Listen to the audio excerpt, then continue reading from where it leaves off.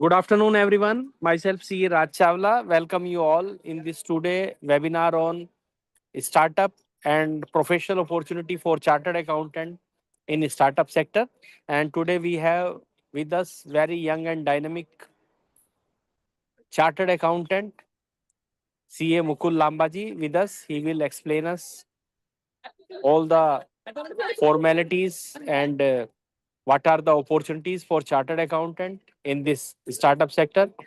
And the webinar of today will be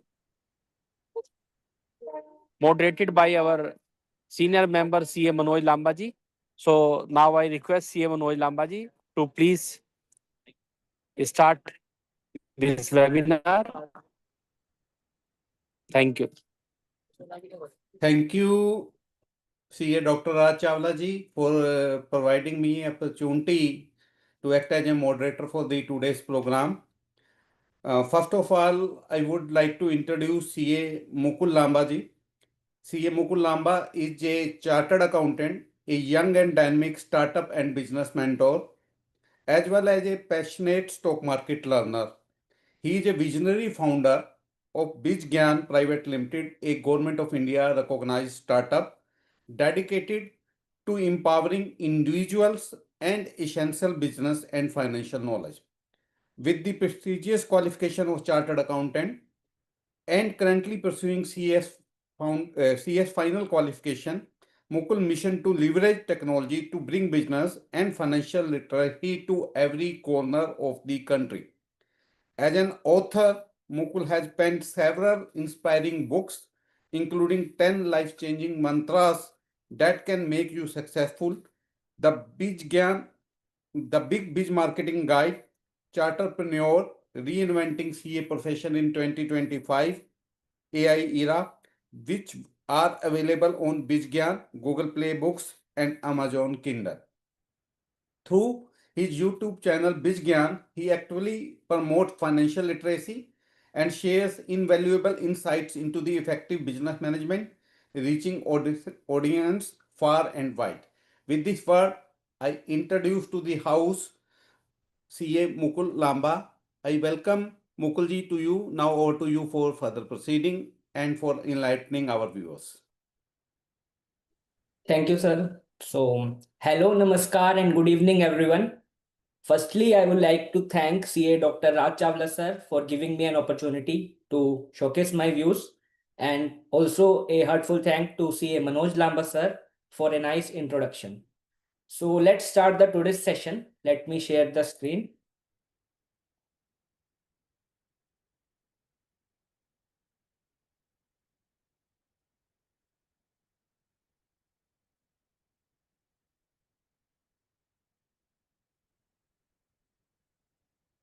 The screen is visible. Yes, it's visible. Yes, sir. Okay. So let's start the today's session. So the topic for today's session is chartered accountants and startups, transforming ideas into scalable businesses. So firstly, let me give a brief introduction about myself. CA Manoj Lamba sir has already given. So I am a recently qualified chartered accountant and I have authored more than 10 plus ebooks on entrepreneurship, chartered accountants, and AI. And through my YouTube channel BizGyan, I have mentored over 8,000 plus students regarding our profession CA, CS, CMA, and other finance professionals. I am also a CS final student and I have also cleared NSM 5-way mutual fund distributor exam. And I am a founder of a Government of India recognized startup that is BizGyan Private Limited. And I have founded this startup at the age of 19. And also in my student days, I was honored as a best paper presenter at National CA Students Conference held at Chandigarh. So this is a brief introduction about myself. So now coming on to the topic. The topic is startups and CS. So now talking about in this decade, आजकल startups की बात हर जगह हो रही है. चाहे कोई हम यूट्यूब चैनल देखते हैं, चाहे हम स्टॉक मार्केट में आईपीओस को ट्रैक करते हैं, चाहे हम कोई फाइनेंशियल न्यूज़पेपर पढ़ते हैं, चाहे हम आईसीआई की वेबसाइट विजिट करते हैं, या कोई भी इवेंट में जाते हैं, तो हमें स्टार्टअप का रेफरेंस दिख ही जाता है। यूं कहें तो स्टार्टअप्स हमारे जीवन में डेली लाइफ का हिस्सा बन चुके हैं। They have become a part of a daily life. So how can a chartered accountant play an important role in this developing ecosystem is the vision and the topic for today's webinar. So in this webinar, we will be discussing about what are startups, how government recognizes startups, what are the key points of Startup India scheme, how can CA, chartered accountants, we play an important role in the startup ecosystem, how to get DPIIT registration, how to get seed fund from government, what are the other startup funding options, how can a chartered accountant assist in funding options to MSME businesses and startups. So this will be the today's scope of discussion. So let's begin today's discussion. So firstly, a simple question to all of you. These are the various startups shown on the screen. So I would like to ask, what is common between all these startups? Make My Trip, Motilal Oswal Financial Services, Boat, ClearTex, BizGyan, IIFL, Yatra, Cars24, Policy Bazaar. So kindly write in chat section, what do you find common between these startups? Yes, everyone, please interact it, because this 90 minutes should be interactive one. More we interact, more we learn. I am waiting for your messages. Anjali ji, Ankit ji, Gaurav ji, Dhanraj ji, Keshav ji, Khalid ji, kindly interact. All are floated and founded by CA. Yes, rightly pointed out by CA Manoj Lamba sir, that the promoters or CFOs in all the startups shown on this screen, इन सभी startups के promoters, founders या CFOs हमारी fraternity chartered accountant से ही belong करते हैं. They all are members of ICI, that is CA India. So ये सारे जो startups हैं, इसके फाउंडर्स चार्टर्ड अकाउंटेंट्स हैं. तो स्टार्टअप की दुनिया में जाने से पहले कुछ इंटरेस्टिंग फैक्ट्स आपको शो करना चाहूंगा. Today India is the third largest startup ecosystem. China और यूएसए के बाद, नंबर 1 पे यूएसए, उसके बाद चाइना, उसके बाद India, even surpassing great Britain. Now is the third largest startup ecosystem in the world. That is a proud movement for a country that today India, after nearly 75 years of independence, we are at third largest startup ecosystem. And as of late 2025, India is home to nearly 120 to 125 unicorn startups. 120 to 125 unicorn startups. Anyone can tell that what is meaning of unicorn? We daily read the term in newspapers, in media, that this becomes unicorn. This company after IPO or after this funding round will become unicorn. Can anybody tell what is the meaning of unicorn? Which companies are called unicorn? 100 crore turnover, I think. No, Khalid ji, this is not the right answer. 100 crore is the criteria for DPIIT registration of startup that we will discuss in the coming part. But मैं पूछ रहा हूं कि unicorn किस company को कहते हैं? 100 crore turnover वाली कंपनी को यूनिकॉर्न नहीं बोलते. हम किस कंपनी को यूनिकॉर्न रेफर करते हैं? No problem, I will tell you. So what is a unicorn? Unicorn क्या होता है? यूनिकॉर्न ऐसा प्राइवेट कंपनी होता है, ऐसा वेंचर्ड बैक कंपनी होता है जिसकी वैल्यूएशन $1 बिलियन या उससे ज्यादा होती है.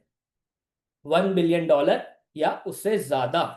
Nearly 8,500 crores or more. If $1 is equal to 85 rupees, so 8,500 crores plus जिस कंपनी का वैल्यूएशन हो जाता है either आफ्टर फंडिंग उठाने के बाद, सीरीज ए का राउंड उठाने के बाद और आईपीओ आने के बाद, उस कंपनी को हम यूनिकॉर्न बोलते हैं. तो आज की डेट में हमारे भारत देश में 125 यूनिकॉर्न ऑलरेडी हो चुके हैं और 2021 में ही केवल 45 नए यूनिकॉर्न बने. In 2022, 45 new unicorn emerged. and Bengaluru is the largest hub of Indian startup ecosystem. That's why आप देखते हैं कि सारी की सारी टेक कंपनीज, नए स्टार्टअप्स का हेडक्वार्टर बेंगलुरु है. So इस समय Bengaluru is the 50 to 55 unicorns hub of India. There are 50 to 55 unicorns there. And Bengaluru emerged as the 7th largest unicorn hub in world. Okay, they just misprint 7th largest unicorn hub in world. So Bengaluru remains the epicenter of Indian startup ecosystem. Like it is also called the California of India. Like US में California में सारे startup ecosystem है, उसी तरीके से India में बेंगलुरु में है. सो ये कुछ इंटरेस्टिंग फैक्ट्स थे जिससे हम पहले थोड़ा स्टार्टअप से रूबरू हो पाए हैं. तो अब हम डिस्कस करेंगे कि सीएस कैसे इंपॉर्टेंट रोल प्ले कर सकते हैं. अभी ये आपकी स्क्रीन पे एक डाटा है. 2/3 of Indian startups are from IIT, IIM, BITS. यहां कुछ मिसिंग नहीं लग रहा. 2/3 of Indian startups are from IITs, IIM, BITS. ICI कहाँ है यहाँ पर? Where is ICI here? We are the third largest ecosystem in the world. We are the largest accounting and finance professional body in the world. But where is the ICI here? 2/3, nearly 66% of the startups come from IITs, IIMs. So the basic point of discussion today in this webinar यही होने वाला है कि CS कैसे startup में आए. हम क्यों अपने आप को रोक रहे हैं? जब हम फाइनेंस के एक्सपर्ट्स हैं, टैक्सेशन के एक्सपर्ट्स हैं, कंप्लायंस के एक्सपर्ट्स हैं, एडवाइजरी के एक्सपर्ट्स हैं, तो हम स्टार्टअप्स क्यों नहीं कर रहे? हम अपने क्लाइंट्स को स्टार्टअप क्यों नहीं करवा रहे? हम खुद क्यों नहीं एंटरप्रेन्योर बन रहे? क्योंकि हमारी डेडलाइंस ही खत्म नहीं होती, हमारी ड्यू डेट्स ही खत्म नहीं हो रही. हमें टैक्स ऑडिट भी करना है, हमें जीएसटी ऑडिट भी करना है, हमें आईटीआर भी करनी है, हमें कंपनी एक्ट के भी कंप्लायंस करने हैं. हमारे पास तो सर टाइम ही नहीं है स्टार्टअप के लिए. तो यही आज का एड्रेस होने वाला है, किस तरीके से सीए भी इस 2/3 में आए, सीए कैसे इस फील्ड को डोमिनेट करें. अभी मुझे देखकर बहुत खुशी हुई कि जैसे नए क्वालिफाइड चार्टर्ड अकाउंटेंट्स जॉब्स और ट्रेडिशनल प्रैक्टिस छोड़कर एंटरप्रेन्योरशिप में आ रहे हैं. बहुत ही फेमस शो स्टार्टअप इंडिया में हम देखते हैं कि अब बहुत ही सारे स्टार्टअप्स चार्टर्ड अकाउंटेंसी बैक्ड हैं. बहुत सारे चार्टर्ड अकाउंटेंट्स जो हैं वो स्टार्टअप वाली लाइन में आ रहे हैं. तो स्टार्टअप इकोसिस्टम में एक चार्टर्ड अकाउंटेंट कैसे इंपॉर्टेंट रोल प्ले कर सकता है? तो देखिए, सीए एज एन एंटरप्रेन्योर, सबसे पहले तो मैं कहूंगा कि आप पे ऐसी डिग्री है जो आपको रिस्क लेने के लिए पावर देती है. Famous chartered accountant CA Anil Singhvi ji भी कहते हैं कि मैं रिस्क ले पाया अपनी लाइफ में बिकॉज मेरे पास सीए की डिग्री थी. मुझे गिरने का डर नहीं था. मैं कुछ करके अगर गिरता भी हूं तो मेरे पास सीए की डिग्री है, मैं कभी भी प्रैक्टिस के लिए अपना ऑफिस खोल सकता हूं, तो मेरे पास एक स्ट्रॉन्ग बैकिंग है. तो सबसे पहले मैं यही आपको कहूंगा कि सीए किसी और का स्टार्टअप बिल्ड करने की बजाय अपना कुछ अगर एंटरप्रेन्योरियल माइंडसेट है, अपने अंदर आपकी रिस्क टेकिंग एबिलिटी है, आप में जिगरा है कुछ बड़ा करने का, एक नया अमन गुप्ता बनने का, एक नया मेक माई ट्रिप बनाने का, एक नया यात्रा बनाने का. CA Amit Jain ji from Jaipur started cars 24, एक नई कार्स 24 बनाने का. तो आप सी एज एन एंटरप्रेन्योर बन सकते हैं as an founder and CEO role में. आप अपना स्टार्टअप फाउंड कीजिए. जैसे कि मैंने even before qualifying I have incorporated my startup that is Bizgyan and I am working on that. So first way is the CA as entrepreneur. Second, आप अपना कुछ नहीं करना चाहते, सो आप एज एन कंसल्टेंट बन सकते हैं. आपके बहुत सारे एमएसएमई क्लाइंट्स होते हैं बट हमारे पास टाइम ही नहीं है उनका बिजनेस एक्सपेंड करने का. अल्टीमेटली जो एक चार्टर्ड अकाउंटेंट का रोल था, क्या वो ये जीएसटी फाइलिंग और टैक्स ऑडिट्स और आईटीआर फाइलिंग तक ही लिमिटेड था? आज हम अपने आप को टैक्स फाइलिंग और जीएसटी फाइलिंग तक ही लिमिटेड रख चुके हैं. हमारे पास क्लाइंट को ग्रूम करने के लिए टाइम ही नहीं है. हम क्लाइंट को कंसल्ट ही नहीं करते कि how can he make big. क्या असली में हमारा रोल उतना ही था? हमारा रोल तो देश की इकोनॉमी में विकसित भारत 2047 मोदी जी के सपने को पूरा करना था. पर हम तो फिर वही tax audits, ITR and GST में बिजी हैं. तो सेकंड जो रोल आप निभा सकते हैं वो अपने एमएसएमई क्लाइंट्स या छोटे जो आपके क्लाइंट्स हैं उन्हें किस तरीके से स्टार्टअप इंडिया में आपको रजिस्टर करवाना है, किस तरीके से उन्हें ग्रांट दिलवाना है, किस तरीके से उनकी पिच डेक प्रिपेयर करवानी है, उस सब में आप उनकी हेल्प कर सकते हैं। तो CA can act as an consultant. जैसे कि मेरी रिसेंट एक बुक है चार्टर्ड पेन्योर्स, तो उसमें मैंने यही बताया है कि other than taxation and auditing, what are the 25 fields in which CA can work? Why are you limiting yourselves to that income tax GST only? This is the whole of the new domain. Full market is open for you. Only less than 5 lakh CAs are there. So whole of the market is open. You tap this opportunity. And the third role that we all are currently doing, CA as an auditor, that is the power given by statute to us. We can act as an auditor for the companies. That is basically the traditional role, acting as an internal auditor or a stat auditor or a tax auditor for a company. So these are the major bifurcations that CA can act in the startup ecosystem. So before jumping on to the opportunities part, firstly let's discuss कि startup होता क्या है, government किस company को startup कहती है।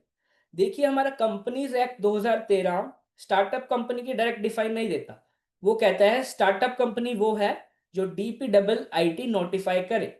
तो DPIIT क्या है?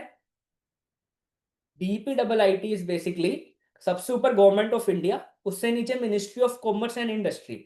सो DPIIT is a central government department under ministry of commerce and industry in India. ये जो डिपार्टमेंट है यही आपको स्टार्टअप इंडिया में रजिस्ट्रेशन देगा, यही आपको ATIC के लिए रजिस्ट्रेशन देगा इंटर मिनिस्ट्रियल बोर्ड के थ्रू, जो हम आगे डिस्कस करेंगे। इसी का पर्पस है कि इंडिया में स्टार्टअप इंडिया मिशन को आगे ले जाना।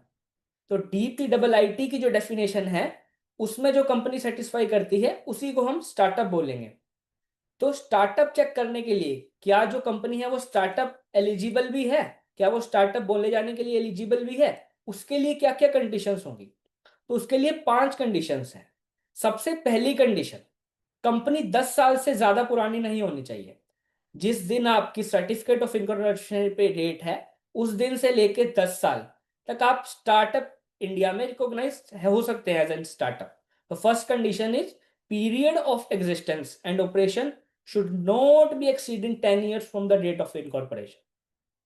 Second है, it should be incorporated as a private limited company. Private limited company हो या तो रजिस्टर्ड पार्टनरशिप फर्म हो। Kindly note my word, simple partnership firm नहीं, रजिस्टर्ड पार्टनरशिप फर्म, और LLP लिमिटेड लाइबिलिटी पार्टनरशिप। तो सोल प्रोप्राइटर आपके जितने भी क्लाइंट्स हैं वो स्टार्टअप नहीं हो सकते। आपके लिए स्टार्टअप इंडिया में एलिजिबिलिटी के लिए फर्स्ट कंडीशन यही है कि आप प्राइवेट लिमिटेड कंपनी हो, LLP हो या रजिस्टर्ड पार्टनरशिप फर्म हो। मोस्टली एडवाइजेबल यही रहता है आप LLP या प्राइवेट लिमिटेड कंपनी के थ्रू ही जाए, रजिस्टर्ड पार्टनरशिप थोड़ा कॉम्प्लेक्स हो जाता है। So best option is private limited company for startup India. Third is the most important condition that Khalid ji I think was also referring earlier. Annual turnover should not exceed 100 crore for any of the financial year since its incorporation. जिस 10 साल में आप startup हैं उस 10 साल में किसी भी साल में आपका 100 करोड़ रुपए से टर्नओवर ऊपर नहीं होना चाहिए। अगर आपका टर्नओवर 1 रुपए भी ऊपर होता है 100 करोड़ से, उसी दिन से आपको स्टार्टअप इंडिया में मिलने वाले सारे के सारे बेनिफिट सीज हो जाएंगे और आप स्टार्टअप नहीं कहलाते। सो 100 करोड़ से टर्नओवर नीचे रहना चाहिए। चौथी कंडीशन है कि एंटिटी जो है आपकी जो कंपनी है वो स्प्लिट ओवर से नहीं बनी होनी चाहिए। आपका मेजर ग्रुप रिलायंस है, टाटा है, आपने उसी का डिवीजन करके एक नई कंपनी बना दी, उसी का सब डिवीजन है, रिकंस्ट्रक्शन या स्प्लिट होके बनी है, तो वो कंपनी भी स्टार्टअप इंडिया में स्टार्टअप के लिए एलिजिबल नहीं है।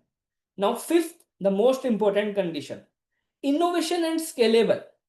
सबसे पहले मैं आपसे पूछना चाहूंगा कि नॉर्मल MSME बिजनेस और स्टार्टअप में क्या फर्क है? Can anybody tell what is the difference between MSME and startup? वो भी अल्टीमेटली सामान बेच के प्रॉफिट कमा रहा है, स्टार्टअप भी प्रॉफिट कमा रहा है। MSME और स्टार्टअप में क्या फर्क हुआ? है तो बिजनेस ही। Can anybody tell is OPC eligible for startup? Gaurav ji, Gaurav ji, OPC is regarded as a private limited company only. So yes, OPC companies are eligible for startup. So improvement in product or service. Yes, one of the factor is improvement in product or service. What other differentiates between a startup and MSME? The one word answer is vision. See, आपके गली मोहल्ले में, आपके surrounding में एक छोटी सी shop है Gupta opticals की भी, वो भी चश्मे बेच रहा है। और दूसरी ओर हमारे पीयूष बंसल जी, जिनका रिसेंटली अभी आईपीओ आया बहुत ही हायर वैल्यूएशंस पे, तो वो भी चश्मा बेच रहे हैं, गुप्ता ऑप्टिकल्स भी। और इधर हमारे पीयूष गुप्ता जी लेंस कार्ट बना के 500 से ज्यादा स्टोर खोल के चश्मा बेच रहे हैं ऑल ओवर इंडिया। तो जो गुप्ता ऑप्टिकल्स एमएसएमई बिजनेस है हमारा, उसका जो विजन है वो चश्मा बेचना है ओनली दिल्ली रीजन में ही। अगर वो दिल्ली में है तो दिल्ली में बेचेगा, चंडीगढ़ में तो चंडीगढ़ में बेचेगा, और पूरे चंडीगढ़ में भी नहीं, सिर्फ अपने सेक्टर में, अपने रीजन में ही। बट लेंस कार्ट के पीयूष गुप्ता जी ने विजन देखा कि मुझे चश्मा बेचना है, पूरे इंडिया में बेचना है, इंडिया के बाद वर्ल्ड में भी 150 स्टोर खोल दिए और आज आईपीओ भी ले आए। तो जो ये विजन है ना, ये एमएसएमई और स्टार्टअप को अलग बनाता है। विजन होना सिर्फ काफी नहीं, उसके बाद आपकी टेक्नोलॉजी भी होनी चाहिए। सो जो पांचवी कंडीशन है वो यही कहती है, जो स्टार्टअप बिजनेस है वो कुछ इंप्रूवमेंट पे काम करे, वो कुछ डेवलपमेंट में काम करे, और स्केलेबल बिजनेस मॉडल हो। एक दुकान, 4 दुकान, 5 दुकान या 5 आउटलेट खोलने से आप स्टार्टअप नहीं बन जाते। जिस दिन आप एक स्केलेबल बिजनेस मॉडल देते हैं कि हाँ मेरा विजन है पूरे इंडिया को रीच करने का, पूरे वर्ल्ड की मार्केट को टैप करने का, उस दिन आप स्टार्टअप के विजन को मैच करते हैं, और उसी से ही आप वेल्थ भी जनरेट करें अपने लिए भी, इन्वेस्टर्स के लिए भी, और एम्प्लॉयमेंट जनरेट करें लोगों के लिए। तो ये 5 कंडीशंस आप सेटिस्फाई कर दीजिए, उसके बाद ही आप DPIIT पे, उनकी वेबसाइट पे स्टार्टअप इंडिया के लिए जा सकते हैं। तो ये 5 कंडीशन सेटिस्फाई होते ही आपका स्टार्टअप इंडिया का रजिस्ट्रेशन कंप्लीट हो जाता है एप्लीकेशन डालने के बाद। तो ये थी 5 कंडीशन जिससे कि हमारा स्टार्टअप में रजिस्ट्रेशन होता है। अब बेसिक क्वेश्चन आता है, क्यों स्टार्टअप्स, व्हाई स्टार्टअप्स? देखिए, हमारी 150 करोड़ की जनसंख्या हो चुकी है, पर सभी को नौकरी चाहिए। Everybody wants to become a job seeker. जब आप स्टार्टअप करेंगे तो आप जॉब सीकर नहीं। एक बहुत ही इंपॉर्टेंट टॉपिक पे बात करता हूँ। आज बात हो रही है कि आईसीआई बहुत अच्छा रिजल्ट दे रहा है, हर बारी 20-20 हजार सीए बन रहे हैं, एक साल में ही 50,000 सीए बन रहे हैं। बट कोई भी क्या एम्फेसाइज कर रहा है कि सीएस जो बन रहे हैं वो अपनी क्वालिटी कैसे इंप्रूव करें? वो रेदर देन कहते हैं जॉब मार्केट अच्छी नहीं है, रेदर देन जॉब मार्केट को स्टडी करने के लिए why don't you decide to become a job provider, कि मैं अपना स्टार्टअप खोलता हूँ, कोई बात नहीं 20,000 क्या 50,000 सीए भी होंगे। हमारे प्रेसिडेंट सर नंदा सर कहते हैं कि we will do 50 lakh CS by 2050। So उन 50 लाख सीए को देने के लिए मैं आज एक बिजनेस शुरू करता हूँ। 50 लाख क्या, मेरे 1 करोड़ भी होंगे अगले 10 साल में, तो मैं उनको भी बिजनेस दूंगा। Why you are always finding jobs rather than becoming a job provider? So startup यही विजन चेंज करता है, it makes you a job provider rather than a job seeker. तीसरा, हमारा विकसित भारत 2047 के विजन के लिए, इकोनॉमिक ग्रोथ एंड डेवलपमेंट के लिए स्टार्टअप्स बहुत जरूरी हैं। और फर्स्टली एंटरप्रेन्योरशिप और स्टार्टअप बूस्ट होता ही होता है, जिससे गवर्नमेंट भी हमें प्रमोट कर रही है ताकि एम्प्लॉयमेंट अपॉर्चुनिटीज जनरेट हो। तो that's why startups are important. So एक कमेंट है, agro products companies also on startup. Sir agritech startups भी होते हैं, जैसे अलग अलग फील्ड होती है, एडटेक, एजुटेक, आपके agritech, travel tech, health tech. So जो एग्रीकल्चर में प्रोडक्ट्स काम कर रही है कंपनी, डेफिनेटली अगर वो प्राइवेट लिमिटेड कंपनी है और वो सारी क्राइटेरिया सेटिस्फाई करती है, तो किसी भी तरीके की कंपनी स्टार्टअप में रजिस्टर कर सकती है। You have to prove yourself that you are a doing some innovative task and you are a private limited company, then you are a startup. No problem in agro products. So till here we discussed about startups, that what is the meaning of startups and why startups. Now we will discuss about Startup India scheme, its benefits, and what role a chartered accountant can play in registering its client on Startup India, or application for seed fund, or other consultancy roles. So now till now, if any questions is there, we can take up for another 1 minute. After that, we will start with Startup India scheme. If till here anybody has any question, can write in the chat section.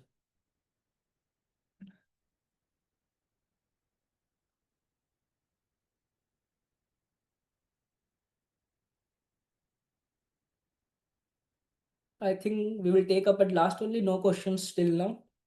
Everything is answered. So okay, let's talk about Startup India scheme. सो हमारे 69th independence day पे लाल किले से माननीय प्रधानमंत्री श्री नरेंद्र मोदी जी ने startup India scheme को launch किया 15 अगस्त 2015 को माननीय प्रधानमंत्री श्री नरेंद्र मोदी जी ने स्टार्टअप इंडिया को हमारे लॉन्च किया और इसका मिशन यही था कि इंडिया में स्टार्टअप्स को प्रोत्साहन दिया जाए, हमारे जो यूथ आ रहा है उसको स्टार्टअप करने में सपोर्ट दी जाए, सब्सिडाइज्ड लोन दी जाए, ग्रांट दिए जाएं और टेक्नोलॉजी को इजी एक्सेस दिया जाए। तो हमारे माननीय प्रधानमंत्री ने 15 अगस्त 2015 को स्टार्टअप इंडिया स्कीम लॉन्च करी और उसके बाद एक एक्शन प्लान डेवलप किया स्टार्टअप इंडिया के लिए, जो 16 जनवरी 2016 को किया और उस दिन के बाद से 16 जनवरी हर साल स्टार्टअप डे के रूप में बनाया जाता है इंडिया में। तो 16 January celebrated Startup Day every year in India.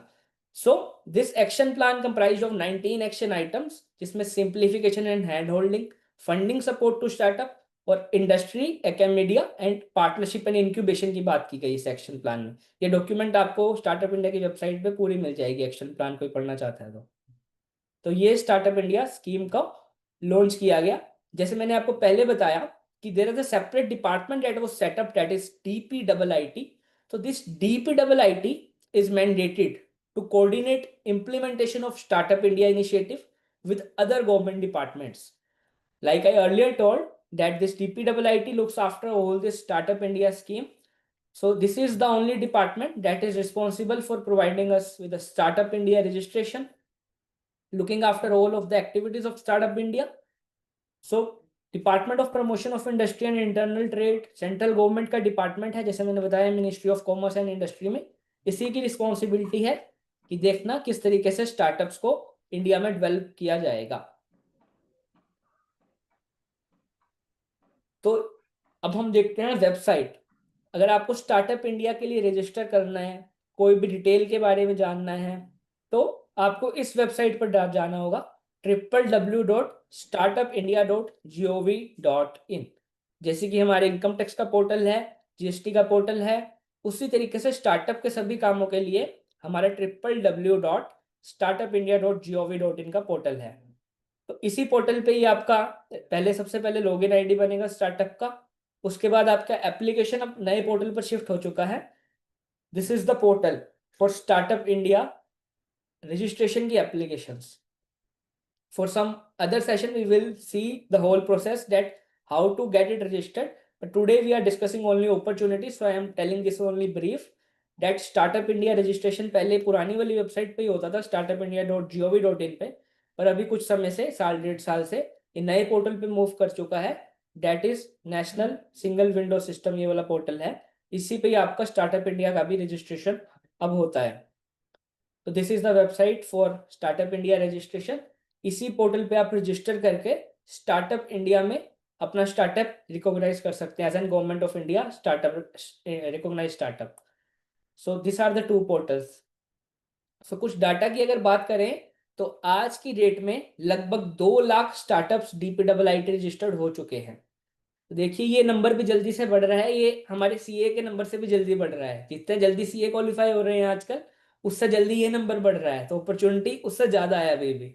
So let's have a look at this data.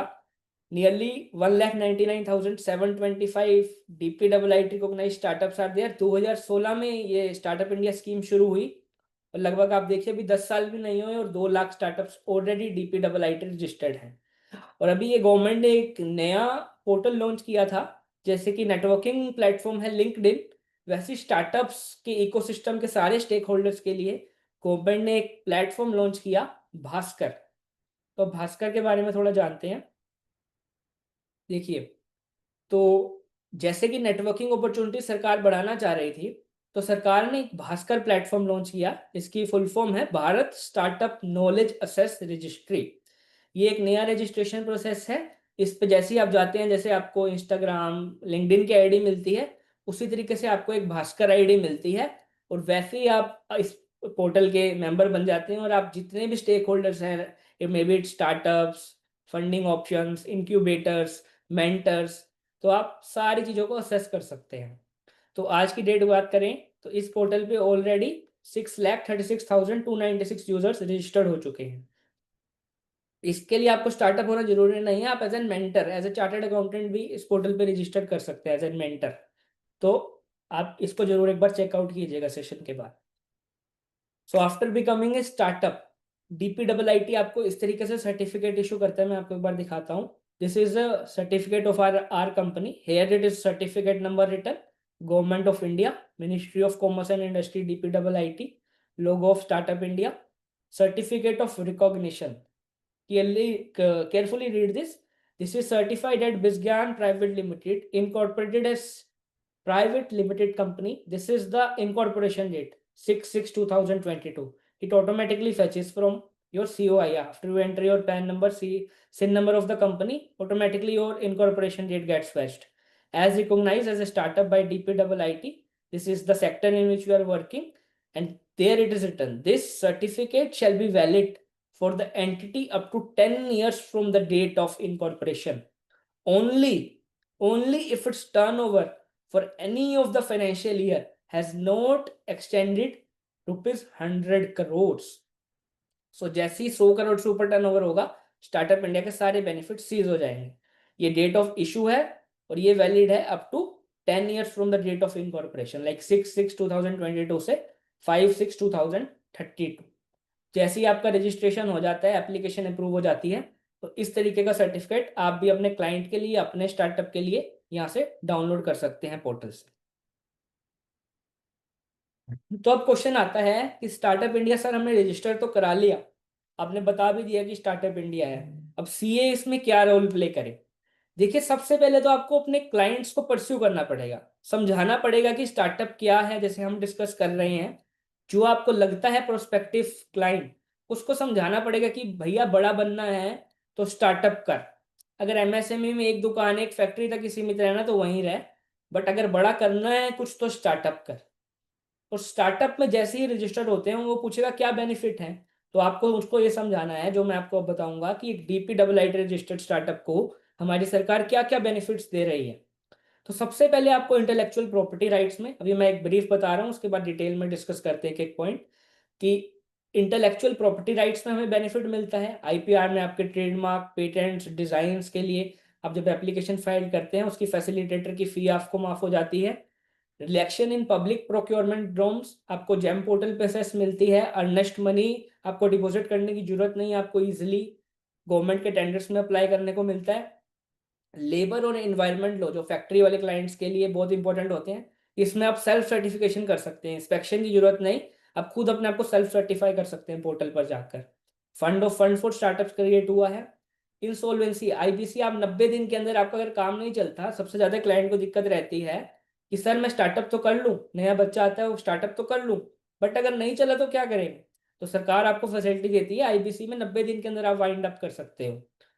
उसके बाद सीड फंड स्टार्टअप ने बनाया है, जिसके बारे में हम लेटर ऑन डिस्कस करेंगे। भास्कर प्लेटफॉर्म मैंने आपको बता ही दिया, और बहुत ही सारे mentorship programs, podcast startup India की वेबसाइट पर चलते रहते हैं। अगर आप स्टार्टअप इंडिया वेबसाइट के साथ जुड़े रहेंगे तो आपको बहुत सारे इनिशिएटिव्स, प्रोग्राम्स और इवेंट्स इस पर दिखते जाएंगे, जो government of India along with state governments भी कंडक्ट करती रहती है। So this were the general benefits. Now we will discuss in detail that what are the benefits. तो देखिए, इंटेलेक्चुअल प्रॉपर्टी राइट किसी भी स्टार्टअप के लिए उसका IPR, जैसे कि ट्रेडमार्क, पेटेंट, सबसे ज्यादा जरूरी होता है। तो शुरू में हर स्टार्टअप के लिए यही आपकी एडवाइस होनी चाहिए अपने क्लाइंट को, कि प्रोटेक्ट योर IPR, अपना इंटेलेक्चुअल प्रॉपर्टी प्रोटेक्ट करो। क्योंकि आज कोई भी आप अगर नेम लेने जाते हैं ट्रेडमार्क में, आप देखते हैं कि ऑलरेडी ट्रेडमार्क लिया हुआ है इसका, हमें इजिली डोमेन्स नहीं मिलते स्टार्टअप के लिए। क्योंकि कोई भी स्टार्टअप जब आजकल एंटर कर रहा है, तो वो सबसे पहला जो काम करवाएगा, CA जो उसको असिस्ट करेगा, वो आएगा आईपीआर के अंदर। आपको अपना इंटेलेक्चुअल प्रॉपर्टी, अपना ट्रेडमार्क, नाम प्रोटेक्ट करना है, क्योंकि नाम से ही सारा काम है। आज हम नाम से ही रिलायंस को जानते हैं, मैगी को जानते हैं, मारुति को जानते हैं। तो जब आपका नाम ही प्रोटेक्टेड नहीं होगा तो आपका कोई भी नाम और प्रोडक्ट कॉपी कर सकता है। तो आपका पेटेंट, ट्रेडमार्क और डिजाइन होना ही चाहिए स्टार्टअप के लिए। तो उसी को सरकार ने समझा और स्टार्टअप्स को सरकार ने ऑप्शन दिया कि वो पेटेंट एप्लीकेशन, एक तो फास्ट ट्रैक, उनकी एप्लीकेशन जल्दी प्रोसेस होंगी जो स्टार्टअप्स होंगे, और दूसरा सरकार ने एक फैसिलिटेटर्स का पैनल बनाया है जिसपे अगर हम चूज करते हैं अपना फैसिलिटेटर, पूरी की पूरी फी जो है फैसिलिटेटर की सेंट्रल गवर्नमेंट बियर करती है। Central government shell bear the entire fees of facilitator for any number of patents, trademark और डिजाइन दैट स्टार्टअप में file. So see this great benefit, जो पूरी की पूरी फैसिलिटेटर फी है वो गवर्नमेंट हमें दे रही है for any number of patent. आप 10 करें, 50 करें, 100 ट्रेडमार्क फाइल करें, फैसिलिटेटर की सारी फी गवर्नमेंट बियर कर रही है। और यहाँ तक कि पेटेंट की जो फाइलिंग फीस है उस पर हमें सरकार 80% तक का रिबेट देती है। तो ये ग्रेट बेनिफिट है जो एक स्टार्टअप के लिए हो सकता है। ये आप लोगों को एडवाइस करना पड़ेगा अपने क्लाइंट्स को जब वो पूछे कि स्टार्टअप का क्या बेनिफिट है। तो ये आईपीआर में हमें स्टार्टअप इंडिया में बेनिफिट मिलते हैं। भास्कर प्लेटफॉर्म मैंने डिस्कस कर लिया कि नेटवर्किंग प्लेटफॉर्म है। Now coming on to the very end the most important benefit, that is income tax exemption under section 80 IAC। देखिए, अगर आप स्टार्टअप इंडिया में एक बार रजिस्टर्ड हो गए तभी आप एलिजिबल होते हैं 80 IAC की टैक्स एग्जम्पशन के लिए, एप्लीकेशन फाइल करने के लिए। तो 80 IAC जैसे कि मेजरली लोगों को पता होगा, 80 IAC क्या कहता है कि अगर एक स्टार्टअप हमारा है जो DPIIT रिकॉग्नाइज्ड है, तो वो जो 10 साल में स्टार्टअप है उसमें से किसी भी 3 कॉन्टिन्यूअस ईयर्स में टैक्स हॉलीडे अवेल कर सकता है। मतलब उसे अपने इनकम फ्रॉम PGBP, अपने गेन्स पे 1 रुपए का भी टैक्स नहीं देना अगर वो 80 IAC का सर्टिफिकेट और अपना ऑडिट वहां करवा लेता है 80 IAC का। सो any of the startups that is registered under DPIIT will get the 80 IAC benefit। But सुनने में ये बहुत अच्छा लग रहा है, बट ये 80 IAC टैक्स एग्जम्पशन लेना इतना भी इजी नहीं है। इसका प्रोसेस काफी वाइड है। सबसे पहले आपको स्टार्टअप इंडिया में DPIIT सर्टिफिकेट लेना होगा। एक बार आप स्टार्टअप इंडिया में रिकॉग्नाइज हो गए उसके बाद आप 80 IAC पे आएंगे। तो 80 IAC का एप्लीकेशन जो है वो आपका पोर्टल पर फाइल होगा। उसमें भी बहुत सारे डॉक्यूमेंट्स लगते हैं, वो हम जब 80 IAC पे सेशन रखेंगे उसमें डिस्कस करेंगे। तो इसके बाद आपकी एप्लीकेशन जाती है इंटर मिनिस्ट्रियल बोर्ड पे। इस इंटर मिनिस्ट्रियल जो बोर्ड है इसके अंदर जॉइंट सेक्रेटरी होता है डिपार्टमेंट DPIIT का कन्वीनर, एक बायोटेक्नोलॉजी मेंबर होता है डिपार्टमेंट ऑफ बायोटेक्नोलॉजी से, और एक साइंस एंड टेक्नोलॉजी का मेंबर होता है। तो ये लोग बैठते हैं, आपकी एप्लीकेशन पूरी स्क्रूटनाइज होती है, आपकी पिच डेक पढ़ी जाती है, इवन आपको इंटरव्यू के लिए भी कॉल कर सकते हैं ऑनलाइन मीन से। अगर इनको लगता है कि आपकी एप्लीकेशन में दम है, हाँ आप असली में ही कुछ इनोवेटिव कर रहे हैं, then only you get an 80 IAC certification after approval from inter ministerial board. और इनकी साल में 2 से 3 मीटिंग होती है जिसमें ये जो एप्लीकेशन सही होती है उसको स्क्रूटनाइज करते हैं and then they grant you with an 80 IAC certificate. तो आज की डेट में हमारे पास 2 लाख TPIIT स्टार्टअप जरूर हैं, पर नियरली अभी भी सिर्फ 2 से 3 हजार स्टार्टअप्स को ही मुश्किल से 80 IAC की रिलीफ मिली हुई है। So it is an difficult task to get an 80 IAC. So in this field also you can work and help your clients get this 80 IAC tax exemptions, because जिस client का profit आ रहा है, सोचिए 3 साल तक 10 साल में से 1 रुपए भी इनकम टैक्स नहीं भरना। क्लाइंट तो वैसे ही खुश हो जाएगा अगर आपने उसकी इस तरीके से हेल्प कर दी कि सर 3 साल तक कोई इनकम टैक्स नहीं। So this is the one of the important benefit of startup India scheme. So these are the conditions. Other conditions are same, and your company should be incorporated on and after 1st April 2016, but before 1st April 2030. It was recently increased 5 years more. So now from 1st April 2016 to before 1st April 2030. बाकी सारी conditions जो हैं वो startup वाली ही हैं। इसमें आपकी partnership firm को बेनिफिट नहीं मिलेगा, आपकी प्राइवेट लिमिटेड कंपनी ही होनी चाहिए इसके अंदर। तो सेम वेबसाइट startupindia.gov.in पे आप जाकर ये बेनिफिट ले सकते हैं 80 IAC वाला भी। तो जैसे मैंने लेबर लॉज वाला बताया था, उसके अंदर आपका सेल्फ सर्टिफिकेशन हो जाएगा। 5 साल तक लेबर लॉ के कोई भी आपके विजिट्स नहीं होंगे। आप 3 एनवायरमेंटल लॉज और 6 लेबर लॉज के अंदर सेल्फ सर्टिफाई कर सकते हैं।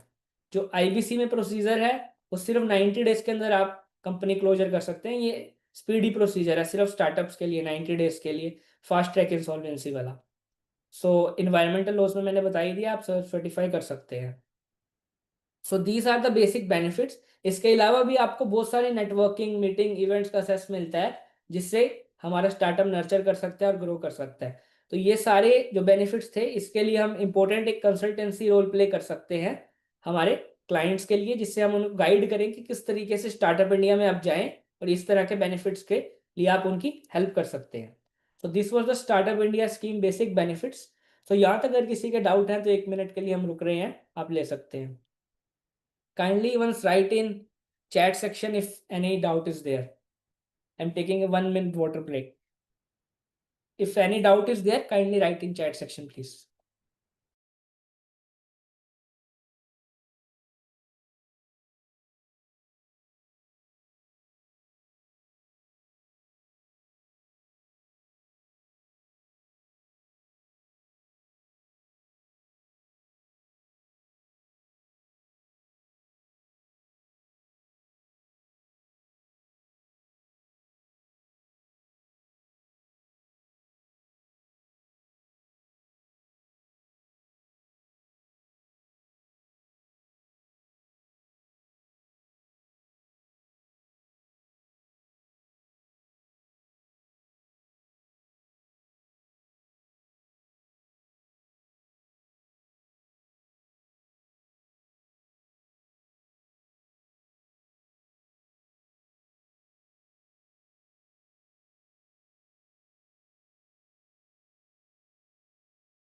No questions still here?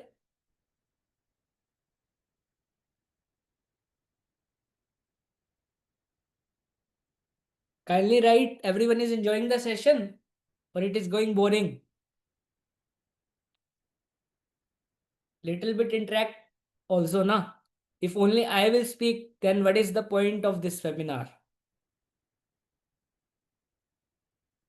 Amit ji, Ankit ji, Gaurav ji, Dale, Dhanraj ji, Keshav ji, Khali ji, are you learning something new? Khalid ji Singh very informative, thank you Khalid ji. Sheetal ji, Shivani ji, Suman ji, DKC3. So we have nearly 15 participants. Kindly all interact na. Okay, Gaurav ji, thank you. Okay, let's start ahead. Now this we discussed about Startup India scheme. Now we will discuss about stages of startup. Startup के क्या क्या stages होते हैं? जैसे एक छोटा बच्चा होता है, धीरे धीरे धीरे ग्रो करता है, धीरे धीरे उसकी बॉडी में चेंजेस आते हैं, धीरे धीरे उसका मेंटल एप्टीट्यूड बढ़ता है, थिंकिंग पावर बढ़ती है, इमोशनल थिंकिंग बढ़ती है। उसी तरीके से ही स्टार्टअप भी एक बच्चे की तरह शुरू होता है, बिल्कुल नया, कुछ भी नहीं पता मार्केट के बारे में, सिर्फ एक आइडिया है, एक आइडिया जो बदल दे जिंदगी। सो स्टार्टअप बेसिकली डिपेंड करता है आइडिया पे। बिना आइडिया के कोई स्टार्टअप नहीं। और आइडिया कहां से आता है? प्रॉब्लम से। जहां कोई प्रॉब्लम सोल्व करने के लिए मेरे पास आइडिया है और उसे मैं एक स्केलेबल बिजनेस मॉडल बना सकता हूं, उसी को मैं स्टार्टअप बोलता हूं। अब कोई भी स्टार्टअप उठा लीजिए, आज मैं बात करता हूं ब्लिंकिट की, जेप्टो की, स्विगी की, जोमेटो की। इन्होंने क्या किया? देखा कि आजकल लोग जो है वर्किंग हैं, कॉरपोरेट में काम कर रहे हैं, 9 to 5 जॉब में बिजी हैं, किसी पे भी मार्केट जाने तक का टाइम नहीं है। ऐसा कुछ बनाया जाए कि इनको 10 मिनट में घर पे सामान पहुंचा दिया जाए। मेक माई ट्रिप ने सोचा कि बहुत ज़्यादा ट्रैवल पैकेजेस में डिस्क्रिपेंसी है, ट्रैवल एजेंट्स मिस कोट करते हैं, सर्विस नहीं देते। क्यों नहीं एक पोर्टल बनाया जाए जिसपे एक ट्रांसपेरेंट एंड फेयर प्राइसिंग रखी जाए और जो जो ट्रैवल पैकेजेस में हम ऑफर करेंगे वो रखा जाए। चीप होटल्स नहीं मिलते तो ओयो ने सोचा कि एक चीप होटल के लिए ऐप बनाई जाए, एक अफोर्डेबल ऑप्शन दिया जाए। उबर ने सोचा, ओला ने सोचा कि बहुत सारी जगह पे आज भी मोनोपोली है कैब ड्राइवर्स की। सही समय पे कैब नहीं मिलती, सही रेट्स पर कैब नहीं मिलती। क्यों ना एक ऐसा एप्लीकेशन बनाया जाए जिससे आपको तुरंत ही कैब मिल जाए आपकी जगह पर आपके समय पर। सो ये सब क्या थी? प्रॉब्लम्स। हर एक प्रॉब्लम का जब आइडिया मिल जाता है और उसको हम एक स्केलेबल बिजनेस मॉडल बना पाते हैं, वहीं से एक स्टार्टअप की शुरुआत होती है। तो पहला स्टेज है idea.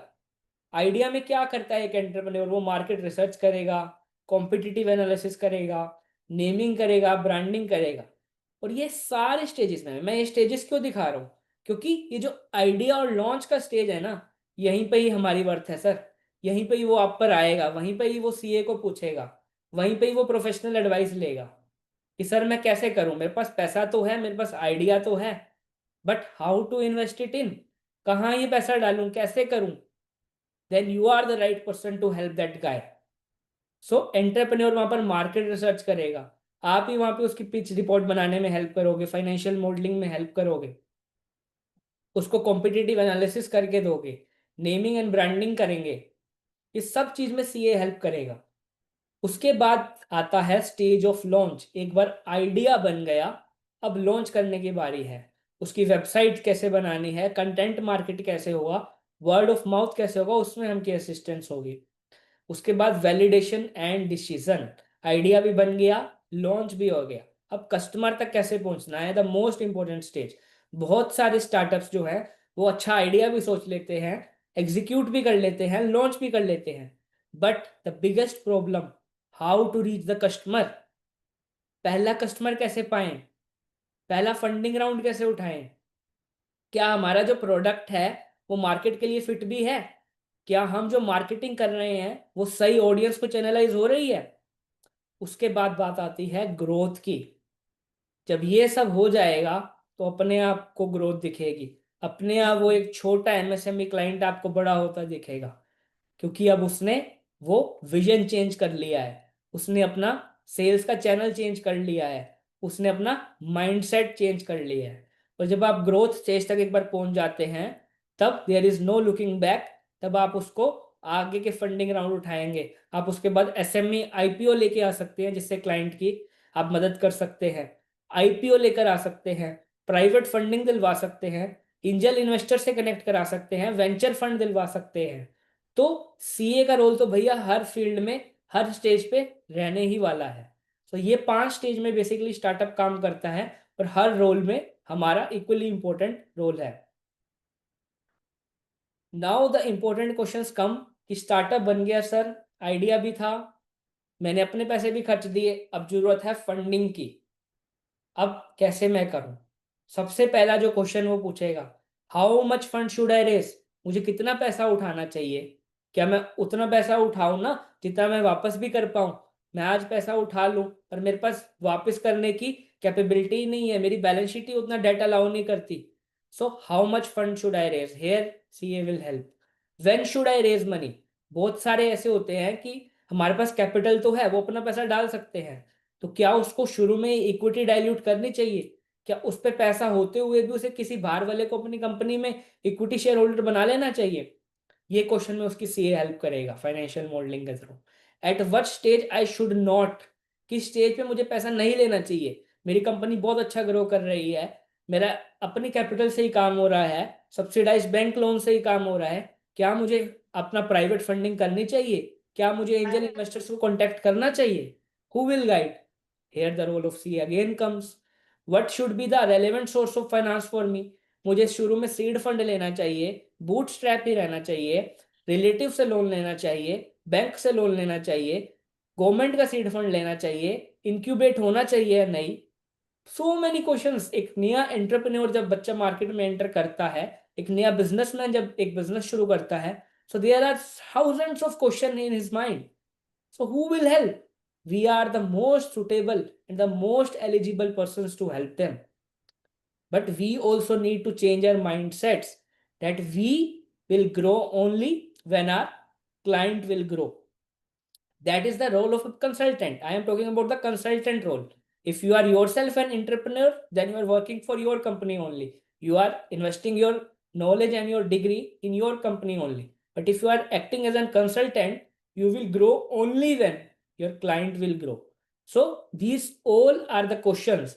Can a pre-revenue startup also get funding? Sir मेरे पास आइडिया है, हम शार्क टैंक पे देखते हैं बहुत सारे स्टार्टअप्स आते हैं जिनके पास सिर्फ आइडिया होता है, अभी ना तो रिवेन्यू जनरेट होना शुरू हुआ है, ना अभी मोबाइल एप्लीकेशन बना है, बट तब भी वो 50 लाख 1 करोड़ तक का फंड रेस करके चले जाते हैं। तो क्या प्री रिवेन्यू फंड भी आप रेस कर सकते हैं? How much equity should I give? एक स्टार्टअप को पैसा चाहिए, वो अपना डाइल्यूशन प्लान बना रहा है कि उसको कितने इक्विटी देनी है, कितने पैसे के लिए, वैल्यूएशंस कौन करेगा? Who will give that valuations? We chartered accountants again. How should I give equity when I am unable to value a startup? आज एक बिजनेस है, उसे 10% डाइल्यूट करना है, वो मार्केट में कितने पैसे मांगे कि उसको एक्यूरेट वैल्यू भी मिल जाए और कंपनी की भी वैल्यूएशन ज्यादा इफेक्ट ना हो? Then CA will guide. Who will connect them to the investors? Who will take them to the summits, leadership funnels, or who will provide them with the right equity structure, right capital structure? Whole of the picture is in our hand, sir. पूरी की पूरी picture एक CA के हाथ में ही है sir. तो ये फंड रेजिंग क्वेश्चंस थे जिसमें हम बहुत ही इंपॉर्टेंट रोल प्ले कर सकते हैं। जैसे कि मैंने बात करी कि हमारे फंडिंग ऑप्शंस क्या क्या हैं। बेसिकली जो हमारे फंडिंग ऑप्शंस हैं, बूटस्ट्रैपिंग। बूटस्ट्रैपिंग मीन्स आप अपना ही फंड यूज कर रहे हैं, सेल्फ फंडिंग ओनली। सो ये एक दोस्त इफेक्टिव वे है। जब आपको शुरू करना है कुछ तो आप अपने फैमिली या फ्रेंड से पैसा लीजिए, आपकी अपनी सेविंग से जब शुरू करते हैं तो उसको हम बूटस्ट्रैप स्टार्टअप बोलते हैं। Next is the crowd funding, जिसमें आप अपना आइडिया पिच कर दें कि आई am working on this idea, मुझे इस तरीके का बिजनेस करना है, तो आप क्राउड फंडिंग यूज कर सकते हैं। बेसिकली ये सोशल स्टार्टअप्स के लिए यूज होता है जो कुछ सोशल में काम कर रहे हैं, जैसे कीटो पे आप लिस्ट देखते हैं, फंड लाइन में इन पे देखते हैं। Basically crowd funding is for some social message at social में जो स्टार्टअप काम कर रहे हैं, कुछ एनवायरनमेंट के लिए, कुछ मेडिकल में, तो क्राउड फंडिंग उसके लिए एक सोर्स है।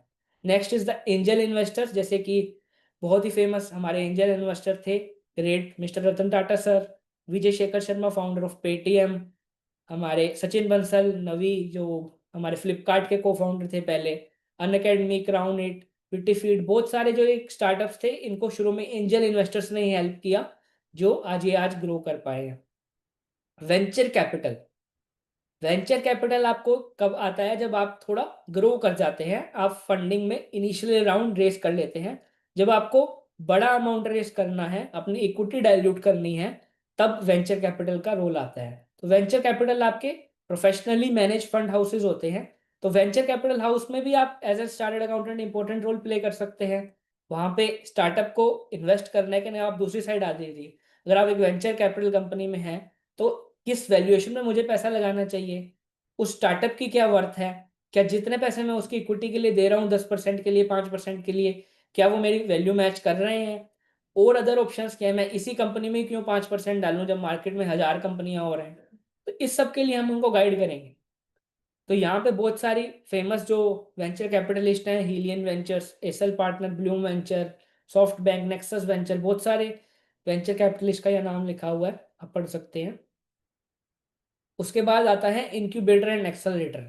जैसे कि बहुत सारे इंक्यूबेटर एंड एक्सेलरेटर हैं, अर्ली स्टेज बिजनेसेस जो हैं उस पे आपका इंक्यूबेटर रोल प्ले करता है। Incubator is basically like a parent to a child, जो बिल्कुल आपको इंक्यूबेशन की फैसिलिटीज देगा, आपको मार्केटिंग करने सिखाएगा। इंडिया में बहुत सारे इंक्यूबेटर्स हैं। जब आप गवर्नमेंट को सीड फंड के लिए अप्लाई करते हैं तो आपको इंक्यूबेटर सेलेक्ट करना होता है, that who will be my incubator, that I will show you in the later part of the presentation. So incubator are like a parent to child that nurtures an early age startup. जैसे ही आप थोड़ा बड़ा होते हो, आपको अब दुनिया देखनी है, तो आपको धक्का लगाने के लिए एक्सेलरेटर होते हैं। जैसे वाई कॉम्बिनेटर वर्ल्ड का सबसे फेमस एक्सेलरेटर और इंक्यूबेटर है। वाई कॉम्बिनेटर जो है यूएस बेस्ड बहुत बड़ा बड़ा इंक्यूबेटर है। इसी ने ही बहुत सारे स्टार्टअप जो इस समय है उसको इंक्यूबेशन दिया है और एक्सेलरेशन प्रोवाइड किया है। Then the most common way to raise fund is bank loan. जब आपको कहीं से पैसा नहीं मिल रहा तो आप बैंक पे जाइए, आप वर्किंग कैपिटल लोन ले सकते हैं, मशीनरी के एसेट्स के अगेंस्ट लोन ले सकते हैं, स्टॉक एंड डेटर के अगेंस्ट लगते हैं, वो सब आपको ऑप्शंस पता ही हैं जो आप डेली लाइफ में काम कर रहे हैं। तो ये बैंक लोन्स के थ्रू हो गया। तो ये वाले सारे ऑप्शंस थे फंडिंग के जो स्टार्टअप के लिए ओपन है। Now comes the startup India seed fund. देखिए दोस्तों, स्टार्टअप इंडिया सीड फंड में जाने के लिए हमें चाहिए एक नया स्टार्टअप, एक छोटा, जैसे हम कहते हैं ना सीड फंड, बीज, जब एक सीड को पानी दिया जाता है तो वो बनता है वो स्टार्टअप इंडिया सीड फंड। मैं एक वीडियो दिखाना चाहूंगा आपको सीड फंड के लिए। प्लेस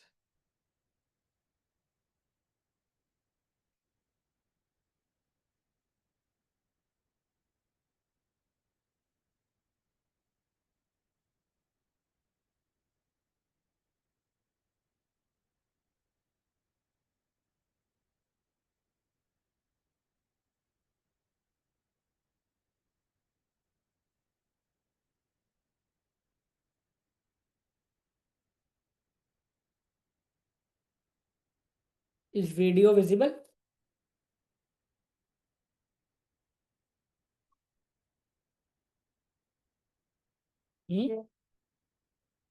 विजुअल नहीं वीडियो?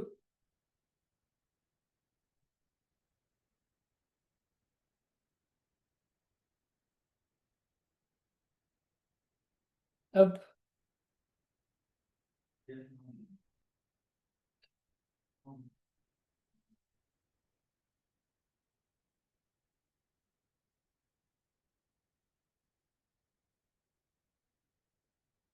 कल जमीन और धूप जरा सी बीच को खींच के फूल बनाते, सपनों को लोहे सब पाते, सपनों को दुल्हन सा सजाते, सपनों के जो कस्मों में कितनी पलटन की दस्तों एक अकेला चलता जाए, आम का दरिया जलता जाए। Better luck next time. अगली बार पक्का है बेटा? No no no no no no.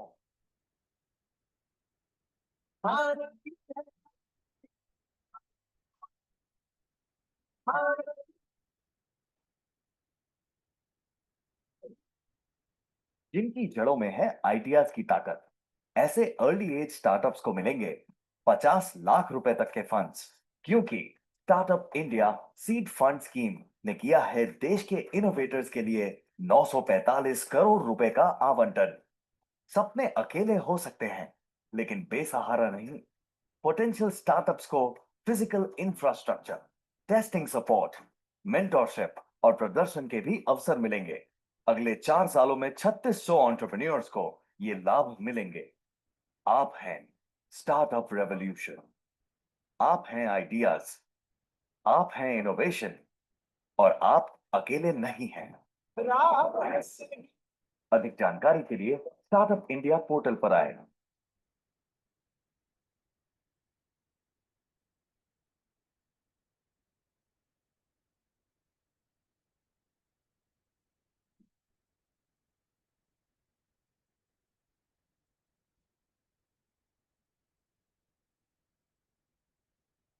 So this was the video about startup India seed fund. जैसे कि वीडियो में देखा, उसको बैंक ने मना कर दिया, उसके रिलेटिव ने मना कर दिया, उसके फैमिली ने मना कर दिया, उसके लोकल लेंडर ने मना कर दिया, तब उस पे आया स्टार्टअप इंडिया सीड फंड। तो स्टार्टअप इंडिया सीड फंड एक फैसिलिटी है अर्ली एज स्टार्टअप्स के लिए, जिसमें गवर्नमेंट आपको अप टू 20 लैक्स तक का नॉन रिफंडेबल ग्रांट देती है। It is a non refundable grant, ऐसा पैसा जो आपको वापस नहीं करना। 20 लाख तक का नॉन रिफंडेबल ग्रांट। और अगर आप उनका माइलस्टोन रीच करते हैं, आप उनको सेटिस्फाई कर पाते हैं, उसके बाद 50 लाख तक का आपको सब्सिडाइज लोन मिलता है। एज एन कन्वर्टेबल डेट हो सकता है, डिबेंचर हो सकता है, debt can be upon the terms and conditions, but it can be up to ₹50 lakh after 20 lakh. मतलब टोटल 70 लाख तक की एलिजिबिलिटी है एक स्टार्टअप के लिए सीड फंड की। जैसे कि वीडियो में दिखता है कि वो बाद में सीड फंड अप्लाई करता है, उसकी हेल्प होती है। तो स्टार्टअप इंडिया सीड फंड क्या है, इसकी क्या क्या एलिजिबिलिटी है, इसको कैसे हम अवेल कर सकते हैं, अगले 10 से 15 मिनट में हम जानते हैं। तो स्टार्टअप सीड इंडिया फंड जो जैसे मैंने बताया अर्ली एज स्टार्टअप के लिए है। जब एक स्टार्टअप अपने प्रूफ ऑफ स्टेज कॉन्सेप्ट में है, डेवलपमेंट में है, मार्केट ट्रायल में है, मार्केट एंट्री करने जा रहा है, तब उसको सीड फंड मिलता है। ऐसा नहीं कि आपकी पीएल में टर्नओवर ऑलरेडी 1 करोड़ हो चुकी है और आप कहते हो मुझे 20 लाख का सीड फंड दे दो, नहीं। जब आप एक नए स्टार्टअप हैं, मार्केट में एंटर कर रहे हैं, तभी आप सीड फंड के लिए एलिजिबल हैं। तो जो जो स्टार्टअप्स एलिजिबल हैं वो सीड फंड की वेबसाइट पे जा सकते हैं। तो किस तरीके से सीड फंड काम करता है, how startup India seed fund will operate. The seed fund will be dispersed to eligible startups through eligible incubators across India. बहुत सारे इंक्यूबेटर्स हैं जो इस सीड फंड की वेबसाइट पर रजिस्टर्ड हैं, उनका पूरा डाटाबेस मेंटेन्ड है, तो वो आपको इससे जोड़ता है। ये जो पोर्टल है वो एक छोटे स्टार्टअप को इंक्यूबेटर से जोड़ता है। सबसे पहले DPIIT में आपका रजिस्ट्रेशन हो गया, उसके बाद एक एक्सपर्ट एडवाइजरी कमेटी बनाई गई है जो इस सीड फंड को देखती है। उसके अंदर रजिस्टर्ड हैं इंक्यूबेटर्स जो गवर्नमेंट असिस्टेड भी हो सकते हैं और private non assisted government incubator भी हो सकते हैं। तो जब ये इंक्यूबेटर्स इस पर रजिस्टर्ड हो जाते हैं, उसके बाद स्टार्टअप्स, DPIIT रजिस्टर्ड स्टार्टअप्स इस पे रजिस्टर करके सीड फंडिंग के लिए एप्लीकेशन डाल सकते हैं। तो अब हम कंडीशंस देखेंगे कि कौन कौन से जो स्टार्टअप्स हैं वो सीड फंड के लिए एलिजिबल होते हैं। तो सबसे पहली कंडीशन जो है, आप DPIIT में जिस दिन रजिस्टर्ड हुए, आपको 2 साल से ज्यादा नहीं होना चाहिए। Incorporated not more than 2 years एगो eight the time of application. आपकी इनकॉर्पोरेशन डेट जो COI से है उसमें आप 2 साल जोड़ दीजिए। अगर आप उससे ज्यादा समय बाद एप्लीकेशन डाल रहे हैं तो आप सीड फंड के लिए एप्लीकेबल नहीं है। आपको सीड फंड में एलिजिबल होने के लिए मिनिमम 2 साल तक ही वैलिडिटी है आफ्टर आपकी इनकॉर्पोरेशन डेट। सेम आपका मार्केट आइडिया होना चाहिए, कमर्शलाइजेशन होना चाहिए और स्कोप ऑफ स्केलिंग होना चाहिए। और आपका जो स्टार्टअप है वो टेक्नोलॉजी यूज करे कोर प्रोडक्ट और सर्विस पे, बिजनेस मॉडल में, डिस्ट्रीब्यूशन मॉडल में, और एक प्रॉब्लम सॉल्व करें जैसे कि हमने पहले बात करी थी। और प्रेफरेंस दिया जाएगा स्टार्टअप को जो सोशल इंपैक्ट क्रिएट कर रहे हैं, जैसे कि waste management, water management, financial inclusion, education, agriculture, food processing, biotechnology, health care, energy, mobility, defence, space, railways, oil, gas, textile. तो क्लाइंट आप पे आता है कि सर किस चीज का बिजनेस करे। कुछ कुछ क्लाइंट्स तो ऐसे भी आते हैं ना कि बिजनेस करना है, बट सर किस चीज का बिजनेस करे। तो ये सारे एरियाज हैं हमारे, वेस्ट मैनेजमेंट से लेकर टेक्सटाइल तक, जिसमें हम एडवाइस कर सकते हैं कि गवर्नमेंट भी इन एरियाज को सपोर्ट कर रहा है। इसमें एक ईवी नहीं लिखा, ईवी भी आप ऐड कर लीजिए, PPT में आपको बाद में शेयर कर दूंगा ईवी के साथ। तो ईवी आप उसके अंदर डाल दीजिए कि ईवी में भी काम कर सकते हैं। और आपको जिस दिन आप एप्लीकेशन दे रहे हैं, startup should not have received more than 10 lakh of monetary support under any other central government और स्टेट गवर्नमेंट स्कीम। तो आपको ऑलरेडी सरकार से 10 लाख रुपए से ज्यादा नहीं मिले होने चाहिए। अगर आपने ऑलरेडी सरकार से 10 लाख ले लिए हैं किसी और स्कीम के थ्रू, तो आपको सीड फंड तब भी नहीं मिलेगा। और इसके अंदर आप कोई प्राइज मनी जीते होते हैं तो वो इसमें कैलकुलेट नहीं होता। जैसे स्टार्टअप इंडिया का हर साल अवार्ड प्रोग्राम होता है जिसमें startup India prize money award करता है, अगर वो मनी है तो वो इसके अंदर इंक्लूड नहीं होगी प्राइज मनी इस 10 लाख की लिमिट। बहुत ही इंपॉर्टेंट कंडीशन, जो शेयर होल्डर्स हैं वो इंडियन होने चाहिए कंपनी में, और उन पे एटलीस्ट 51%, मतलब इंडियन प्रमोटर्स जो हैं कंपनी में उन पे एटलीस्ट 51% शेयर होल्डिंग होनी चाहिए at the time of application to incubator. तो Indian promoter should have at least 51% share holding. तो मतलब आपकी अगर फॉरेन शेयर होल्डर्स हैं और वो 51% से ज्यादा वो होल्ड करते हैं तो आप तब भी सीड फंड के लिए अप्लाई नहीं कर सकते। आपको सेबी की ICDR रेगुलेशन भी इस मामले में कंप्लाई करनी है। और स्टार्टअप एप्लीकेंट सीड फंड तभी अवेल कर सकता है जब वो नया हो, मैंने आपको बताया, और वो ग्रांट भी हो सकती है। अगर आपने अप टू 20 लाख तक लेना है तो वो non refundable milestone based grant होगी। हो सकता है सरकार आपको 4 से 5 इंस्टॉलमेंट में 4 से 5 लाख रुपए, 20 लाख रुपए करके दे दे। मैक्सिमम 20 लाख है, it can be 8 lakh, 10 lakh, 12 lakh as per the wish of the incubator and the committee they are sitting. और अगर आपको 50 लाख रुपए तक का लेना है तो वो हमारी कन्वर्टेबल डिबेंचर्स होंगे या डेट होगा as per the guideline of the scheme. और उसका इंटरेस्ट रेट जो है वो जो RBI का रेपो रेट है उससे ज्यादा नहीं हो सकता। मतलब आपको 6 से 7% मैक्सिमम, क्योंकि इतना ही है अभी रेपो रेट, इस पे आपको लोन मिल जाएगा अप टू 50 लाख रुपीज तक का। और वो कन्वर्टेबल डिबेंचर भी आप इशू कर सकते हैं कंपनी के। तो इससे अच्छी स्कीम कहाँ मिलेगी इस समय मार्केट के अंदर। तो ये आपकी अगर एलिजिबिलिटी सारी की सारी सही है तो आप आफ्टर DPIT का रजिस्ट्रेशन के बाद सीड फंड में भी अप्लाई कर सकते हैं। तो देखिए आपके लिए कितनी अपॉर्चुनिटीज खुल गई एक स्टार्टअप से ही। सबसे पहले उसका स्टार्टअप रजिस्टर कराइए, प्राइवेट लिमिटेड कंपनी बनवाइए पहले, फिर 80 है, अभी एंजल टैक्स खत्म हो चुका है, पहले तक वो भी था।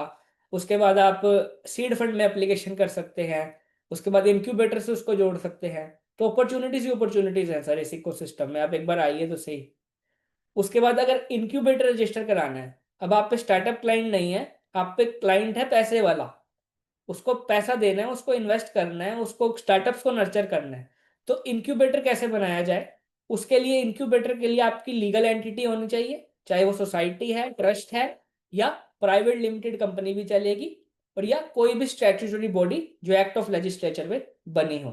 तो आपकी लीगल एंटिटी होनी चाहिए, यहाँ पे आपकी प्राइवेट लिमिटेड कंपनी ही होनी चाहिए। कंपनी एक्ट के अंदर आपकी दूसरी तरीके की कंपनी नहीं चलेगी, जैसे कि लिमिटेड कंपनी भी यहाँ नहीं लिखा हुआ, private limited company word use है ओनली। एंड आपकी पार्टनरशिप फॉर्म एंड एलएलपी भी यहाँ नहीं है। Society, trust, private limited company और statutory body created through act of legislature. तो एक्ट ऑफ लेजिस्लेचर के थ्रू जो प्राइवेट बॉडी, स्टैट्यूटरी बॉडी बनी है, वो भी एलिजिबल है इंक्यूबेटर के लिए। तो इंक्यूबेटर जो है वो एटलीस्ट 2 ईयर्स ऑपरेशनल होना चाहिए, कम से कम 25 बंदों की सिटिंग होनी चाहिए। Section 8 company, CS Gaurav Thakkar ji. Section 8 company is like I need to once check with Section 8 company, because here society, trust and private limited company is written. NGO. Section 8 company is for specific domain and it's limited. So I will check and get back to you, Gaurav ji, after the session. And next condition is that incubator should have at least 25 individuals. Incubator must have at least 5 startup. Already incubator के पास 5 startup होने चाहिए application date में, और incubator पे full time एक CEO होना चाहिए। ऐसे कि नहीं आपने नाम के लिए इंक्यूबेटर बना दिया और आप उसके अंदर कोई काम नहीं करे। 5 स्टार्टअप ऑलरेडी उसके अंदर काम कर रहे हो इंक्यूबेशन में, और फुल टाइम एक सीईओ हो, और जो इंक्यूबेटर है वो अपने फंड से पैसा डिस्ट्रीब्यूट करेगा, थर्ड पार्टी की इक्विटी, थर्ड पार्टी की फंडिंग नहीं लेके करेगा कि आप खुद इंक्यूबेटर बना के बैंक लोन लेके आके दे रहे हो, ऐसा नहीं। आप खुद अपने पैसों से इंक्यूबेशन में हेल्प कर रहे हो। ये सारी कंडीशन तब थी जब आप सेंट्रल गवर्नमेंट या स्टेट गवर्नमेंट द्वारा असिस्टेड है। अगर आप सेंट्रल गवर्नमेंट या स्टेट गवर्नमेंट द्वारा असिस्टेंस नहीं ले रहे, तब आप ऑपरेशनल होने चाहिए at least 3 years, must have 10 separate. तब आपकी कंडीशन चेंज होती है, यहाँ 2 साल 3 साल हो जाते हैं। जो सिटिंग कैपेसिटी थी वो आपकी 25 ही है, और 5 की बजाय यहाँ 10 स्टार्टअप्स हो गए हैं एप्लीकेशन डेट पे। और आपको 2 साल की अपनी एनुअल ऑडिट रिपोर्ट भी देनी पड़ेगी, और इसके अलावा कोई भी क्राइटेरिया जो एक्सपर्ट एडवाइजरी कमेटी आपकी देती है वो भी हो सकता है इसके अंदर। तो ये बेसिक कंडीशंस आप एक बार चेक करिएगा जब मैं आपको पीपीटी शेयर करूंगा। तो ये इंक्यूबेटर के लिए है। तो अब 5 मिनट बात कर लेते हैं अपकमिंग एरियाज इन स्टार्टअप्स पे। 5-10 ऑलरेडी हो चुके हैं, तो हम 5 से 10 मिनट इस पे बात करते हैं, फिर मैं कंक्लूड करूंगा। तो अब इतनी सारी हमने स्टार्टअप पे ऑलरेडी डिस्कशन कर ली। जैसे कि हमने देखा कि पिछला डिकेड जो था वो एडिटेक, फिनटेक स्टार्टअप्स का था। अब जो नया डिकेड होने वाला है उसके अंदर हम एआई देख रहे हैं। तो India being the backbone of agriculture, AI agriculture startups में बहुत स्कोप है। आप आजकल देख रहे होंगे कि एग्रीकल्चर बेस्ड स्टार्टअप्स बहुत एक्टिव हैं। India being the cultural hub, heritage hub of the world, travel tech में बहुत ज़्यादा स्कोप है। हेल्थ टेक में हम देख सकते हैं कि बहुत ज़्यादा स्कोप है, क्योंकि आजकल फुल्ली फिट कोई भी नहीं है। 100% फिटनेस बहुत ही कम लोगों में हो रही है। जिस तरीके से पोल्यूशन है, एनवायरनमेंट है, हवा है, पानी है, हर चीज़ में मिलावट है। तो हेल्थ टेक, जैसे कि आपकी एआई किस तरह से हेल्थ टेक्नोलॉजी में काम कर रही है, उस तरह के स्टार्टअप बहुत सारे हमें आने वाले समय में दिखेंगे। Next is the green tech, क्योंकि इतनी टेक्नोलॉजी डेवलप कर रही है तो डेफिनेटली एनवायरनमेंट पे हार्म होता है, एनवायरनमेंट रिस्क पे रहता है। तो ग्रीन टेक स्टार्टअप जो सस्टेनेबली ग्रो करे, एनवायरनमेंट के लिए भी काम करें, उस तरीके के बहुत सारे स्टार्टअप आने वाले हैं। तो ये वाले बेसिक स्टार्टअप्स थे जो हम आने वाले समय में देखेंगे। और अभी जो डिकेड था वो एडटेक स्टार्टअप्स द्वारा डोमिनेटेड था। जैसे कि हम देख सकते हैं रिसेंटली अभी आईपीओ क्लोज हुआ परसों ही, फिजिक्स वाला का, जो 30,000 रुपीज से यूट्यूब चैनल शुरू किए थे और आज 30,000 करोड़ का वैल्यूएशन लेकर बैठे हैं। तो पिछला जो पूरा का पूरा डिकेड था वो एडटेक स्टार्टअप और फिनटेक स्टार्टअप्स ने डोमिनेट किया। यूपीआई के लॉन्च के बाद कितने स्टार्टअप्स बड़े हुए। उसके बाद अब जो अगला डिकेड आने वाला है वो एग्रीकल्चर स्टार्टअप्स के नाम होगा, ट्रैवल स्टार्टअप्स के नाम होगा, एआई बेस्ड स्टार्टअप्स के नाम होगा, हेल्थ वाले सेक्टर्स में आएंगे, ग्रीन टेक सेक्टर्स में आएंगे। तो ये बेसिक डिस्कशन थी अपकमिंग एरियाज के रिगार्डिंग। तो कंक्लूजन में मैं यही कहूँगा कि बहुत सारी अपॉर्चुनिटीज हैं इस इकोसिस्टम के अंदर। जितना जल्दी आप उसको पकड़ लें वो आपकी विश है। इंडिया अभी भी डेवलपिंग कंट्री है। इस देश के यूथ में बहुत पोटेंशियल है। अगर हम उसको सही राह पर डालें, सही गाइडेंस दें तो definitely there is an huge potential. हम जल्दी जो ये थर्ड रैंकिंग पे हैं, जल्दी अगले 5 साल में ही 2047 विजन विकसित भारत से पहले ही नंबर 1 पर पहुंच सकते हैं स्टार्टअप रैंकिंग में। मैं यही कहूंगा, invest in India, that is going to be a big story. Entrepreneurship and technology combined with innovation is the base root of startup. And at last, हर स्टार्टअप, हर घर startup. All the best, everyone. Hope it was a nice discussion and deliberation from my end. Thank you for patient hearing. And now any questions are welcome in the chat section. It is over from my side. I handled the dice to CA Manoj Lamba sir for taking up any queries. So once again, thank you CA Dr. Raj Chawla sir for giving me a nice opportunity here. And over to you, CA Manoj Lamba sir.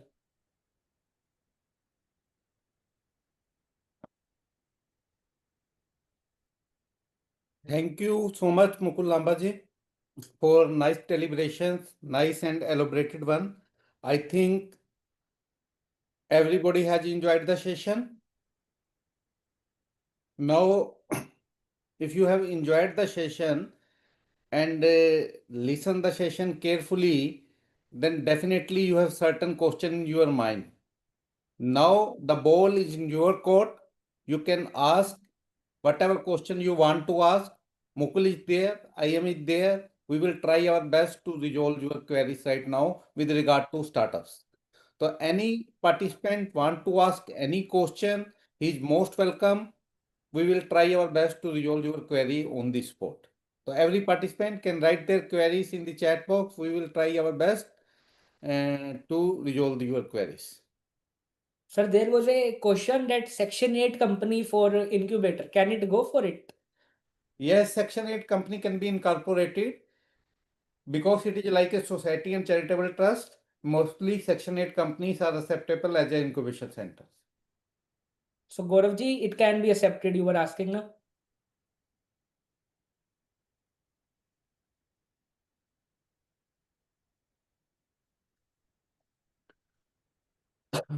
Any other participant want to ask any other question?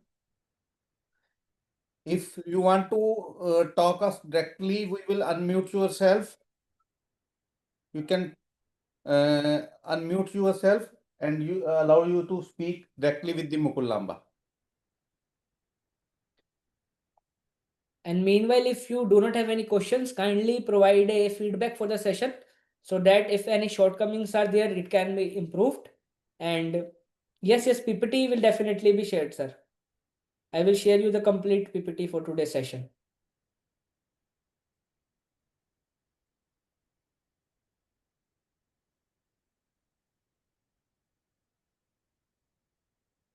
So if any shortcoming you feel or anything you think should have been covered in this session, you can definitely write the feedback.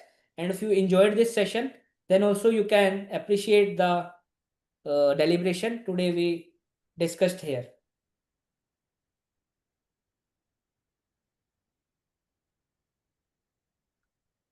I have also written my contact number and email ID. So if anybody is having any query or want to discuss it personally, can also send a message or call me.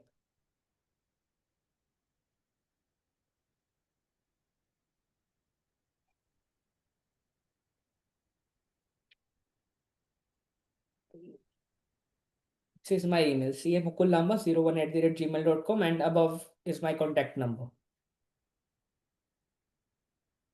Thank you, Amit ji.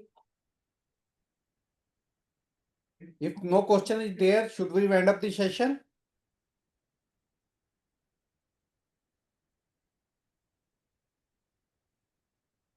I think nobody want to ask anything, and the session was so interesting. Everything is cleared by CA Mukul Lambaji already. So now it's my duty to cast vote of thanks for this session. So first of all, I sincerely thank each and every participant present here who spared their valuable time to learn something new, because learners are very important. Speakers are also important, but learners are more important than speaker, because listening someone is very difficult. Listening is always difficult than speaking. So first of all, I thank from my core of my heart to every participant who spared their valuable time to learn something new. The second thanks goes to our speaker of the day, CA Mukul Lambaji, who has deliberated the session so well and covered each and every aspect of the startup ecosystem. What is startup? How it works? What are the requirements of the startup? What are the schemes of the government? What are the stages of the startup? Almost a practical example given by them, by him, is very, very good. And he tries to cover everything with regard to startup ecosystem. So thanks once again to the Mukul Lambaji. Thank you so much, sir. And I also thanks to team NICAI for arranging such a wonderful webinars every Friday for our chartered accountant community. So I thank CA Dr. Raj Chawla and his team for organizing and arranging such a wonderful platform for organizing this webinar for the updation of our chartered accountant community. So thanks everybody. Now time to close the session. Namaskar from my side.